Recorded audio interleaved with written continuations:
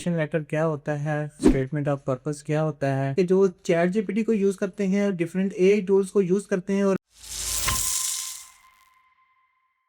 अस्सलाम वालेकुम dear students, मैं हूं बदर अलैन। अच्छा, ये बहुत सारे स्टूडेंट्स का क्वेश्चन आता है कि मोटिवेशन लेटर क्या होता है, स्टेटमेंट ऑफ पर्पस क्या होता है। तो मैं आज आपको बताना चाहता हूं कि स्टेटमेंट ऑफ पर्पस या मोटिवेशन लेटर दोनों ही नाम एक ही चीज़ के हैं। अब मैं आपको एक्सप्लेन करता हूं कि ये क्या होता है। ये बेसिकली एक स्टोरी टाइप आपने राइट करना होता है। इसमें आपने सबसे पहले जिस यूनिवर्सिटी या जिस कॉलेज के लिए अप्लाई कर रहे होते हैं, उस यूनिवर्सिटी के टीचर या उस स्कॉलरशिप में जिस यूनिवर्सिटी को आप टारगेट करके अप्लाई कर रहे होते हैं, तो उसमें आपने बेसिकली जाकर उसकी यूनिवर्सिटी की रैंकिंग, यूनिवर्सिटी का बैकग्राउंड देखना होता है। जिस टीचर्स को अगर आप टारगेट करके अप्लाई कर रहे होते हैं, तो टीचर का बैकग्राउंड देखना होता है कि उसका किस फील्ड के रिलेटेड है, उसका एरिया ऑफ रिसर्च क्या है। ठीक है। अब इसमें आपने स्टेटमेंट ऑफ पर्पस या मोटिवेशन लेटर को तकरीबन अप्रोक्सीमेटली 300 वर्ड्स में डिस्क्राइब करना होता है। मींस के एक स्टोरी टाइप आपने बनाना होता है।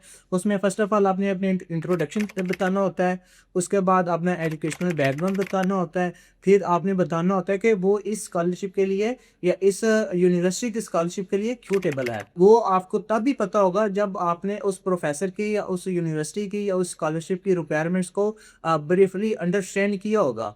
तो वो आपने एक सेक्शन लिखना है। उसके बाद आपने लिखना है कि आपने आपके लॉन्ग टर्म गोल्स क्या हैं, आपके शॉर्ट टर्म्स गोल क्या हैं, आप उनकी उस स्कॉलरशिप में जाकर एक क्या ऐसा क्या किरदार अदा कर सकते हैं जिसकी बेस पे वो आपको सिलेक्ट करें। ठीक है। अब वो आपने उनको एक कन्विंस करना है कि मैं आपके लिए क्यों सूटेबल हूँ। वो आपने एक रिटन फॉर्म में लिखना होता है। ये जितना स्ट्रॉन्ग, जितना पावरफुल होगा, उतने ज़्यादा चांसेस होंगे आपकी सिलेक्शन में, क्योंकि ये सिलेक्शन में सबसे अहम रोल अदा करता है। सीजीपीए के बाद, यहाँ आपके नंबर्स के बाद, मोटिवेशन लेटर एक वह डॉक्यूमेंट्स होता है जो आपकी सिलेक्शन करवा सकता है।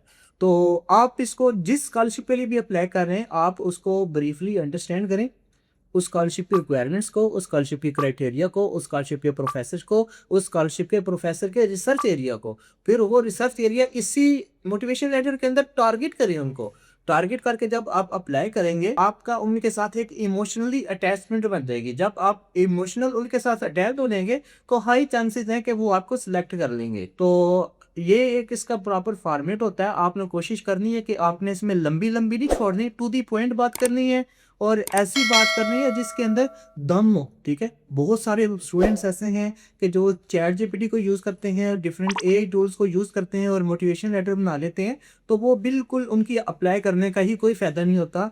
उनकी एप्लीकेशन मोस्टली रिजेक्ट हो जाती हैं। अक्सर यूनिवर्सिटीज़ या मोस्टली यूनिवर्सिटीज़ के पास एडवांस लेवल के टूल होते हैं जिससे वो प्लेजरिज्म चेक कर लेते हैं, एआई चेक कर लेते हैं। और जब एआई आपकी मोटिवेशन लेटर में आ जाता है, तो बेशक आपकी सीजीपीए 4/4 हो, आपके पास 10 पब्लिकेशंस हो, लेकिन आप स्कॉलरशिप में सिलेक्शन फिर भी पॉसिबल नहीं है। तो आपने इसको होमनाइज लिखना है, खुद लिखना है या मैनुअली लिखना है। ठीक है। अगर आप खुद नहीं लिख सकते, तो किसी एक्सपर्ट की सर्विसेज ले लें।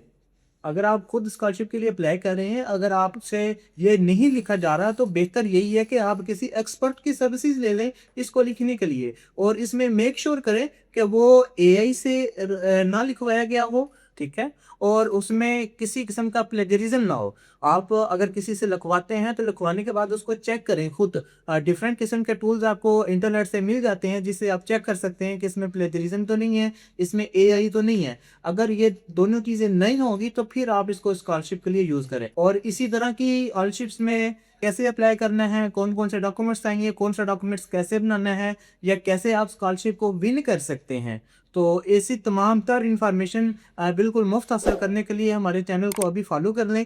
इसमें हम स्कॉलरशिप्स की तमाम तर अपडेट्स बिल्कुल फ्री ऑफ कॉस्ट प्रोवाइड करते हैं।